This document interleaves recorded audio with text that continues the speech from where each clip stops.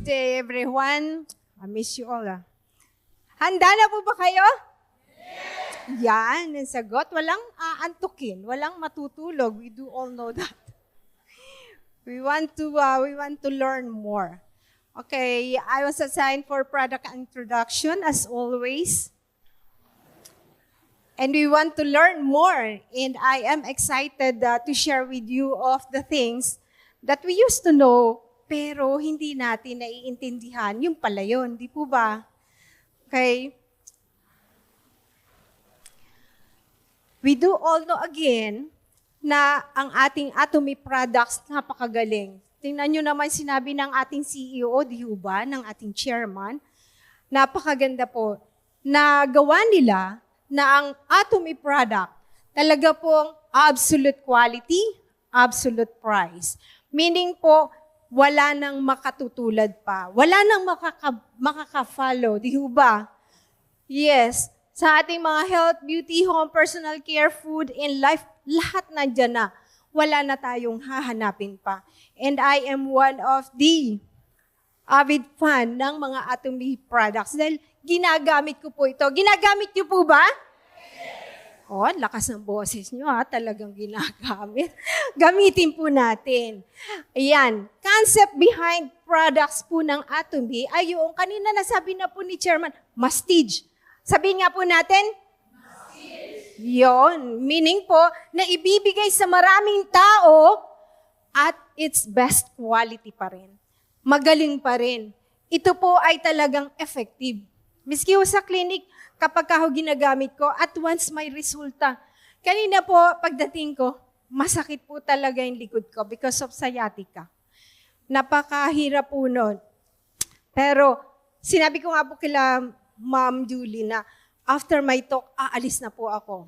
Sorry to say that. Pero, pag upo ko po sa mesa ko, 3 agad himuhim ang aking ininom. You know what? Nakakalakad na po ako maayos ngayon. At saka wala po yung sakit na likod ko at tatagal ako hanggang kay Sir Bugna. Makikinig po ako sa inyo, Sir. Ay, hindi ako uuwi. And that's the good news. Okay, moving on. Himuhim ang na-assign po sa akin ngayon at ang probiotics, napakagagandang produkto. Love na love ko po ito. I'm using Himuhim for almost 8 years na sa July. Talaga pong maganda. I'm prescribing this and I'm taking this every day of my life. Sabi ko nga sa inyo, 3 ininom ko pag upo ko dito kanina. Dahil napakasakit po talaga ng likod ko. Okay, Himuhim, napakaganda po nito and it is really a supplement. It is not a medicine. Meaning po, ito ay makatutulong. Tingnan niyo po, uminom na ako ng gamot kanina, synthetic medicine, before I go here. And then, nasabi ko sa sarili ko, uminom na naman ako ng supplement kanina umaga. So okay na yun, hihintayin ko lang mag-take effect. Pero hindi pa rin sapat. So kailangan ko pang dagdagan yung supplement ko, and that is Himuhim.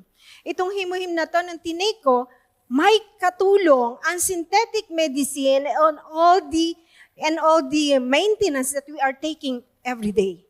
Na sinabi ng mga doctors natin.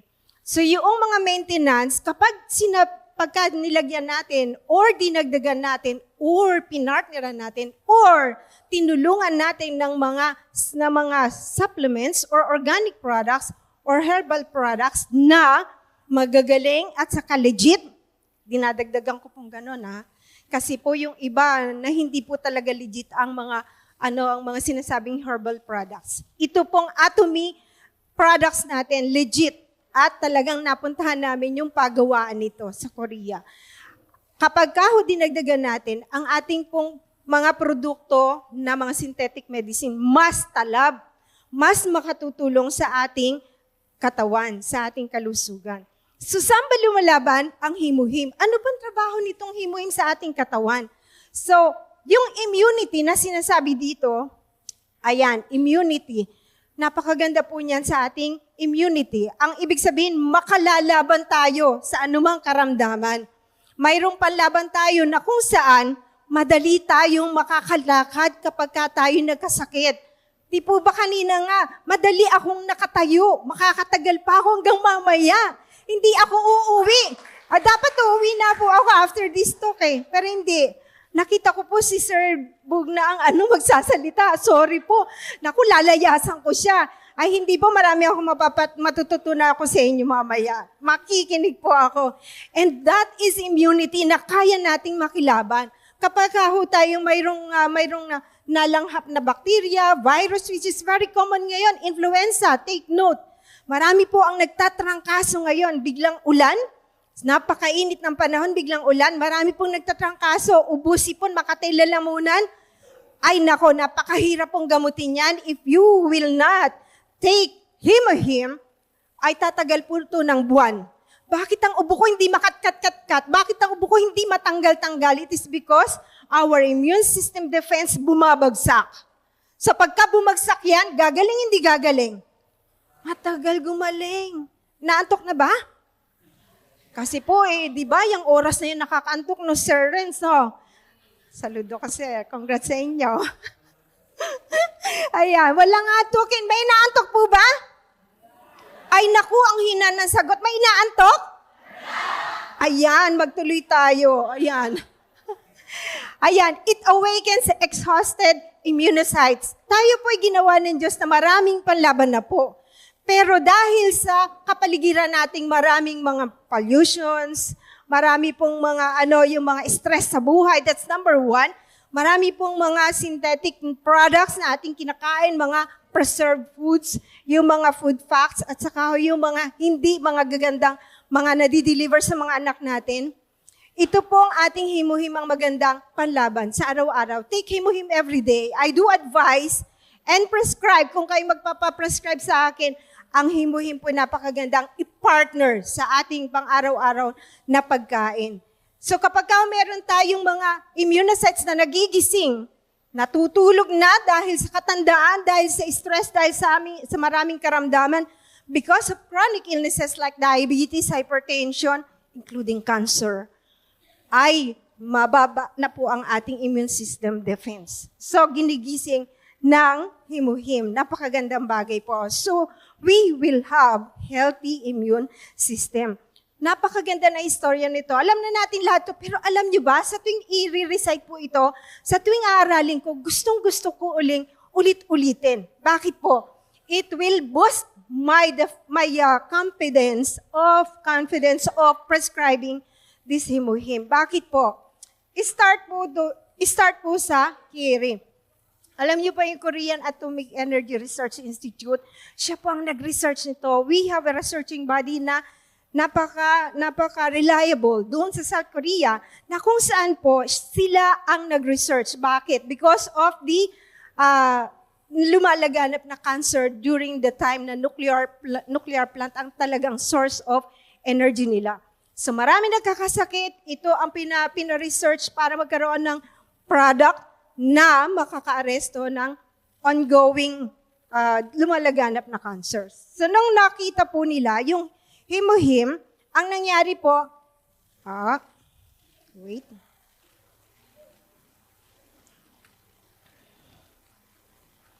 ayan, pina-develop po sa functional biodefense food and then pinagawa po doon sa Colmar B&H Company Limited, and since then ito po ay naipadala po sa commercialization after it passed the evaluation of the Ministry of Food and Drug Safety. Imagine po, bago po mapunta sa masa, marami pinagdaanan para ito ay maging safe at napakaganda sa ating katawan. Yun po yung kinaganda nito, at saka nagtitiwala ako, pwede kong makain, pwedeng maibigay ko sa aking pasyente, lalo na sa aking pamilyang minamahal. Di po ba? Tayo ba'y magtitiwala na ito ay maganda dahil safe? Yes. Kaya po, itong Himo-Him ay talaga pong ni-research ko ito, pinag-aralan kung ano ang buti nito sa ating katawan. At ito ay nilagyan nila ng napakagagaling na herbal plants. The Angelica gigas, linguisticum, Paeonia lactiflora, na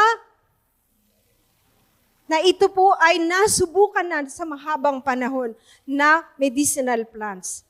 Ito po, number 1 na gusto ko po ay nagpapaganda ng sirkulasyon ng ating dugo. Kapag ang sirkulasyon ng ating dugo hindi maganda ang flow ng mga substances din, ng mga panlaban, and all the other substances kailangan natin para tayo lumakas. Kapag wala akong siksikan sa daan, maganda ba ang lakad? Yes. Ganon din po sa loob ng ating mga ugat or circulation. Yun po ang ginagawa nila. Besides that, ang pinaka-importante, pinalalakas ang ating mga immunocytes, yung ating mga cells na panlaban, the natural killer cells, the white blood cells, mga depensa natin kapag may biglang dumarating na offending pathogens and bacteria as well. Hindi ko na po pahabaan yun. Meron tayong mas mahalaga pang, mas maganda pa rin pag-uusapan. I do all know na lahat na po kayo equipped na sa Himuhim. Tama po ba? Para kung may question po kayo, I am open to discuss with you what is really the other benefits ng ating Himuhim. Okay? Sino nangangailangan ng Himuhim? Almost all ages in life. Ibig sabihin po, mula sa 2-year-old, binibigay ko po ang Himuhim. Himuhim, 1 teaspoon a day will do, kasama ng kanilang multivitamins. Napakaganda po. 2-year-old, huwag niyo bibigay sa mga months old pa. 2-year-old, 1 teaspoon a day. And then po, sa mga mothers, sa mga athletes, teachers, sa mga employees, sa lahat ng mga senior citizens. Sino senior citizen dito? Lahat tayo, including Minapudo. Mga senior citizen, alam niyo po ba, kapag senior citizen, 15% na lang ang nagpapabuka ng ugat, which should be 100%. So, ang 85% po na nawawala sa pagpapabuka ng ugat natin, saan natin kukunin? Number 1 na nagko-contribute ang ating Himuhim. So, we better take Himuhim a day. Tama? Magte-take po ba tayo ng Himuhim? Yes. Take Himuhim every day. Ito na sa susunod. Go na tayo sa iba pa, ha? Kapag mayroon tayong mga problema sa bituka, biglang sumasakit ang tiyan, kumukulo ang tiyan, biglang nagdudumi, naglusaw ang dumi, biglang sumakit ang tiyan. Hindi na dumi ng 3 araw. Kanina yung pasyente ko, 3 linggong hindi dumudumi. Imagine 3 linggo. Anong gagawin ng taong yung 3 linggo? Bakit ngayon ka lang nagpa-check up? Anong gagawin ko? Magpa-ultrasound ka para makita ko ano na nangyayari sa bituka mo. Ang dumi niya raw, konti-konti lang, parang kambing, dumi ng kambing. Hirap na hirap siyang dumumi. And ano result nun? Nagkaroon na rin siya ng hemorrhoids, kakaire. At marami pang komplikasyon, maputla na rin siya. Dahil ang bituka natin is one of our organs na nagpo-produce it is responsible para sa ating red blood, hemoglobin rather, para tumaas ang ating hemoglobin. So pagka may problem tayo sa bituka, mamumutla po tayo. And the fact na ito po yung daanan ng mga basura sa ating katawan. At ito rin po ang kinalalagyan ng milyon-milyon, trillions ng mga microorganism na kailangan ng ating katawan. And what are those? Ito po yung mga bacteria, fungi, viruses, at lahat ng mga living organisms na nakatutulong sa ating immune system. There are many researchers ngayon na kung saan napatunayan ang ating mga live bacterias doon sa ating bituka ay napakagaling upang mag-increase ng immune system defense. We have discussed kanina in Himuhim na nakaka-increase ng ating immune system. Pero, ang mga bakterya sa ating katawan ay nakatutulong ng higit. Hindi po lamang sa bituka, ganun din po sa ating skin, sa ating bibig, sa ating kidney, sa ating lungs, and other parts of the body. Tandaan po natin, tayo'y napakaraming bakterya sa loob ng ating katawan. Okay? Learn how probiotics can improve your health. Ready na ba kayo? Kailangan matutunan nyo. Magtatanong ako mamaya kapag hindi nakikinig. Kasi kailangan tayo matuto.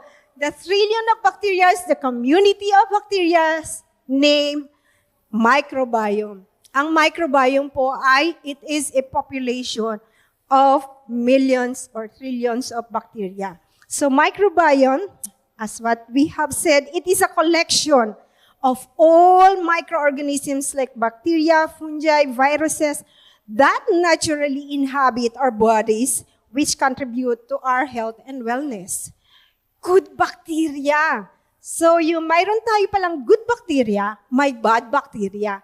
And these bad bacteria causing illnesses, causing diseases sa loob ng ating katawan. So ayaw natin ng bad bacteria, gusto natin ng good. So, kailangan ma-overcome yung bad bacteria ng good bacteria. We have to increase the number of good bacteria inside our body in order for us to have good health. Okay, what are probiotics? Eto na po.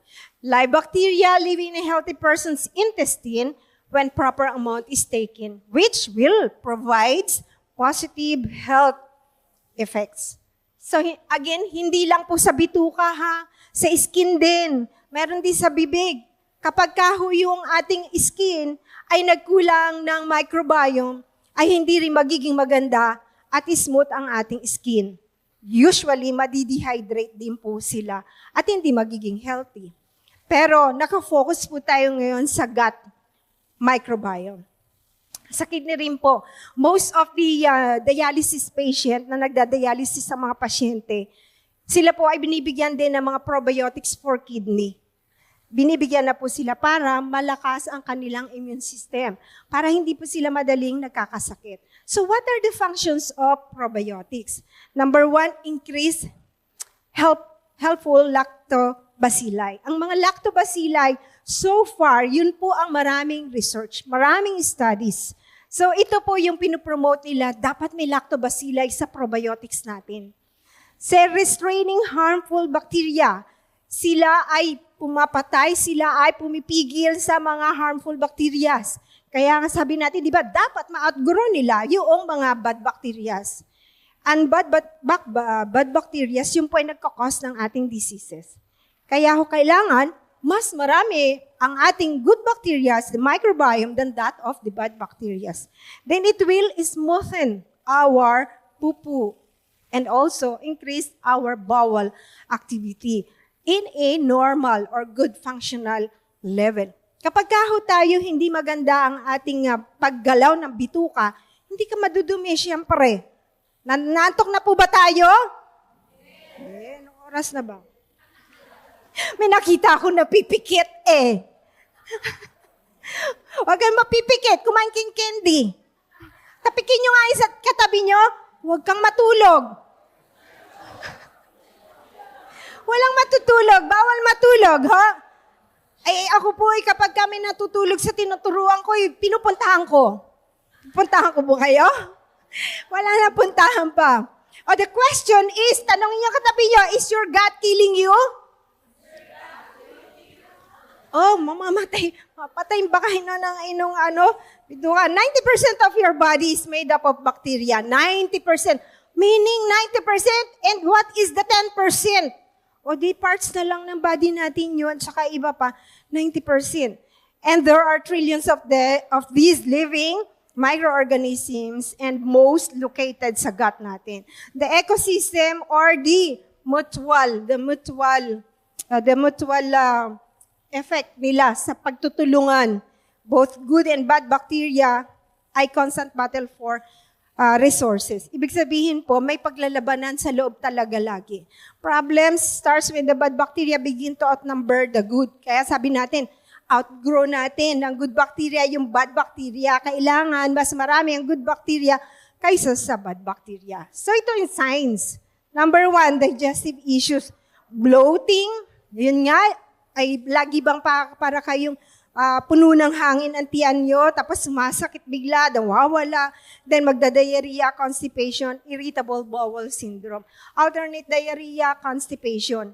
Yun po yung nangyayari sa mga taong hindi healthy ang kanilang bituka or gut system. yung kanilang digestive system. Weakened immunity. Madalas ka bang sinisipon, inuubo, nagkakasakit? Baka naman ang gut system mo ay hindi healthy. Baka kulang ka ng probiotics. Mayroon kang laging allergies. Mayroon kang sinus congestion. Kapag ka binigyan mo yan ng probiotics, baka mag-improve na. Try natin. Kasi meron akong pasyente na laging sinisipon, lagi siyang inuubo. Nung sinamahan ko ng probiotics, yung pasyente sa kanyang mga gamot, Dok, ba't may ganito po ako? Para mabilis kang gumaling. Gusto mo bang gumaling o ayaw mo? Gusto ko po, i-take mo yan. I-take natin, hindi. I-take natin. O, tatanungin ko kayo mamaya kung bumili na kayo ng probiotics. Mental illness. Alam po ba natin na there is a so-called gut-brain system? Dahil yung ating mga good bacteria ay sila ay nag-enhance ng production of happy hormones, the serotonin. So those happy hormones ay nakakaganda ng ating mood. Sapagkat tayo ay malungkot, pagka tayo ay nagdaramdam, magagalitin, ay nako, ibig sabihin walang good bacteria nag-enhance ng happy hormones sa ating bituka. So we have to increase the production of our good bacteria. Mental illness, yun nga, depression, brain fog, makakalimutin na ba kayo? O mag-take tayo ng probiotics. Irritability, the senior moments, nasa ng salamin ni Lolo. Andiyan po sa ulo nyo. Di po ba? Karaniwang ganun na eh. Ano na nga pangalan mo? Kanina lang, kilala ko to. Ngayon, hindi na eh. Di ho ba yung mga senior moments na yun, kailangan mawala? Ay, isa rin pala ang problema. Hindi healthy ang ating gut. Sa medication use, lahat po tayo, binibigyan ng mga doctors natin, maintenance. Sino ang nagme-maintenance dito? Maintenance. Yes, nagme-maintenance. Kailangan ng probiotics. Dahil pinapatay nito ang ating good bacteria. Kailangan ng maintenance natin together with our probiotics. Sino ang iinom ng probiotics together with your maintenance? Kailangan. Hindi, pagka nag-maintenance ka, mag-inom ka talaga ng probiotics. You have to take probiotics together with your maintenance in order not to attack your good bacteria. Sabi nga kanina, you have to outgrow, you have to outnumber the bad bacteria inside our body, especially our gut. So our antibiotics, anti-inflammatories, the birth control specifically sa mga birth planning o kaya yung sa kanilang family planning methods, kailangan po ng probiotics. Kasi po, mamamatay ang ating good bacteria. Sa skin problems, alam niyo po ba na marami sa mga tigyawatin, sa maraming mga na nagtutubo-tubo sa mukha ay nagkukulang ng probiotics. They are being associated with the lack of probiotics or mas marami nga naman bacteria ang nasa ating katawan, sa ating skin than that of the good bacteria. Dryness, sabi natin kanina, the eczema and the likes. So, diet, what can harm your gut bacteria? Diet lacking a variety of different whole foods.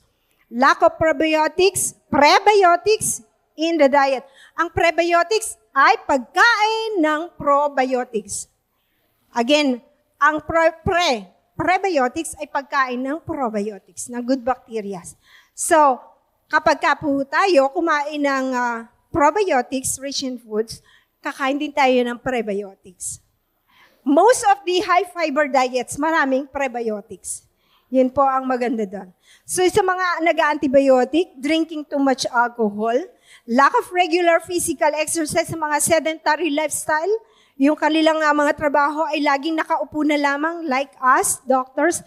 Kaya ako sumakit yung likod ko, maghapon ako nakaupo kahapon, hindi na ako nakatayo dahil yung pasyente sunod-sunod na. So, nagkakaroon tayo ng immobility. Kaya ako kailangan ang physical activity. Kapag ako ganun, bumababa ang ating probiotics. Before I go here, ay nag-take po ako ng probiotics. Cigarette smoking, not getting enough sleep, mga puyat ng puyat. Hawak yung cellphone, lumalaglag na sa mukha ang cellphone. Sino nangyayari ganon? Hawak cellphone, lumalaglag sa mukha ang cellphone. Ayan! Nagturuan na po sila, Yung pigilin na po ituwid dahil namamatay ang good bacteria natin. Kawawa naman sila. So, too much stress in totality, yan ang number 1 kalaban. So, how to improve gut health? Eat more probiotics like bananas, onions, legumes, asparagus, oats. Consume more prebiotics. Eat more prebiotics yung kanina. Then consume more probiotics. Siyempre, ang Atomy Probiotics, mamaya sabihin ko sa inyo. Make time for quality sleep, reduce stress. Doktora, paano mo marireduce ang stress? Paano nga ba? Sabihin mo, huwag mo isipin ang problema mo. Nandun pa rin, kahit di ko po isipin, nandun pa rin problema, di ba? Leave it to God. Alam niyo po ba, kapag tayo hiwalay sa Diyos, puro problema iniisip natin, hindi tayo nagtitiwala sa Kanya na mas malaki siya sa ating problema. Diba? Sabi ko nga, kapag isang bagay dumating sa ating buhay, masama or mabuti ang ating paningin, God is always with us. Dahil kapag konti lang po to, kapag po kasi tayo ay hindi nagtitiwala sa Kanya, discardin natin ang pinaiiral. Alam po ba natin, ang lakad ng Diyos hindi natin lakad. Ang isip ng Diyos hindi natin isip. God controls it all. Siya ang may kapangyarihan sa lahat. Even mabubuhay tayo ngayon, mamaya patay na tayo. Sino may gawa nun? Alam ng Diyos yun. Hindi natin alam. Kung gusto nating mabuhay na 100 taon pa, tulad ni sabi ng CEO, magagawa kung gugustuhin ng Diyos. So lahat ng bagay nating ginagawa, God controls it all. Tandaan po natin yan. Walang sa ating sarili, lahat sa Diyos. Huwag natin sabihin, sa pagsisikap ko to, sa aking hirap to, naawa lang ang Diyos sa iyo. Tinulungan ka lang ng Diyos. That's very important thing. Ang nagmamataas, babagsak. Ang nagpapakababa, itataas. Yun lang po. How to improve our gut? Kailangan po tayong laging mag-isip ng mabuti sa ating kapwa. Kailangan gawin natin ang tama. Kapag nag-isip tayo masama sa ating kapwa, lalo na si kapitbahay na chismosa, lalo na yung mga mangungutang at ating inuutangan, o di ba, may stress tayo. Pero leave it to God at magiging maganda ang buhay. And take the man's part. Yun po pag-take ng mga bagay na ating pinag-aaralan. So why choose Atomy Probiotics? Ito na. Bakit kailangan ang Atomy Probiotics? Dahil sabi sa mga pag-aaral, the more microorganisms content ng mga probiotics, the more na mas magandang i-choose po natin. Katulad po ng ating probiotics, mostly po nakita ko sa market ng mga probiotics, 6 lang, 8 lang, 2 lang, 4 lang yung mga Yakult na sinasabi natin. Isa lang po yun eh. Kaya wag na po iyon. Ito na lang bigay sa ating mga kids.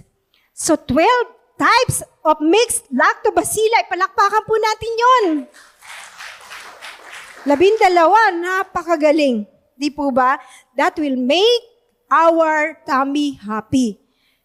At increase helpful lactobacillus restraints sa growth of harmful bacteria and help with bowel movement as well as our immune system defense. Good health ang magiging total result nito sa ating katawan. Look, ito po yung lahat ng maraming content ng ating probiotics. And mind you, it is not only probiotics, also yung ating prebiotics. So, how do you take care of good bacteria in your body? So, give prebiotics, food of good bacteria. Ang ating probiotics, Atomy, mayroon po tayong prebiotics. Iwan ko muna po yan. Ito po yun. Ito yung prebiotics. We have probiotics. We have prebiotics. Our probiotics Atomy includes apples, banana, and strawberries, which are very good high-fiber prebiotics na pagkain na ating mga probiotics sa Atomy products. Kaya po ang ating Atomy products, probiotics, not only pro, it is also pre. Kaya ho, napakagandang i-choose ang ating Atomy probiotics. Palakpakan po natin yan. Yan. So alam na natin, i-choose natin ang alin? Probiotics ng Atomy. Kailangan natin yun. Tutulog na ba kayo? Hindi pa. So, paano natin iti-take yung ating probiotics?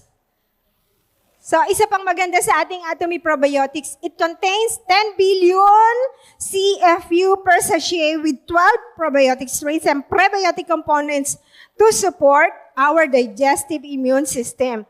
How can I take or how much can I take probiotic every day? General Health Wellness, sabi 1 to 10 billion CFU. Ilan ba yung meron ng ating probiotics? 10 billion. So, one sachet will be enough for us if we are healthy. Healthy, ha? Healthy. Pero pagka senior citizen, hindi na po yun considered healthy. Kasi marami nang nawawala sa atin like collagen, like yung mga ating probiotics as well, ang ating pong nitric oxide which is responsible for dilatation of blood vessels, at marami pang iba. So we have how much po? Tatanong. So digestive issues, 10 to 25 billion CFU. Ang isang sachet natin is one sachet containing 10 billion CFU or colony-forming units. So, pwede tayong mag-take na hanggang 10 every day kung may problem. Kapag tayo yung nag-LBM, bigyan nyo lang po yung nag-LBM. Kami po, emergency namin doon eh. Doktora, kanina pa ho ako dumi ng dumi, masakit ang tiyan ko, bigyan mo 3. 3 at the same time. And sarap naman po, di ho ba? Masarap ang ating probiotic, kaya wala hong problema sa mga bata. Unti-unti lang po baka masamid, kasi magiging powder po kasi yon. And then pagka-immune support, kapag yung mayroong mga ubo, sipon, 10 to 20, to 2 sachet, once a day. Ako ginagawa kong 3 times a day. Initially for 1 day, and then the second day, pag okay na, balik nyo na sa 2 sachet per day. Then during antibiotic use, 50 to 100 billion CFU. So kaya maya-maya bigyan nyo siya. Masarap naman po yun kasi yung ating antibiotic, pinabababa ang ating mga good bacteria. And irritable bowel syndrome or leaky gut, 25 to 50. And then vaginal urinary health, 5 to 10 billion CFU per day. So kailangan mag-take ang mga babae, lalo na mga menopausal women. Dahil bumababa na rin po ang kanilang good bacteria sa vagina. Meron po tayong mga microbiome sa buong katawan. So, ang mga dapat na mag-take nito, sino kaya? From 2-year-old pataas, lahat, every day. Kailangan mag-take the same with Himuhim. Every day we have to take our Himuhim and our probiotics, kailangan po lagi nating inumin every day. Nakuha po natin? With this, nalalaman natin, tayo may alam. Iba ang may alam, di po ba? Okay, palakpakan po ulit natin ang ating mga products. And thank you so much for everyone. I'm Diamond, Dr. Teresa Torreja from Navotas, Kapitbahay Navotas Essential Health Center. Thank you po.